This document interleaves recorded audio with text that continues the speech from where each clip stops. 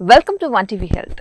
ఎండాకాలంలో చాలా మందికి ఫుడ్ పాయిజనింగ్ వంటి సమస్యలు, అలాగే స్టమక్ అప్సెట్ అవ్వటం ఇలాంటి సమస్యలు వింటూ ఉంటాం.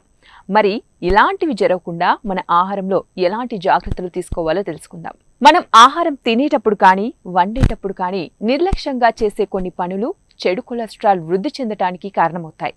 దాంతో మనకి ఇన్ఫెక్షన్లు మొదలవుతాయి. మనం నాన్ వెజ్ కట్ చేసిన కత్తితోనే వెజ్ కూరగాయల్ని కట్ చేస్తూ ఉంటాం. అలా చేయడం ఎంత మాత్రమూ మంచిది కాదు. అలా చేయడం వల్ల అనేకమైన అనారోగ్యాలకు దారితీస్తుంది. ఇంకా ఏంటంటే, మనం గ్యాస్ కట్టని క్లీన్ చేస్తాం కదా, ఆ క్లాత్ని పని అయిపోయాక వేడి నీళ్లలో ఆ క్లాత్ని క్లీన్ చేసుకోవాలి.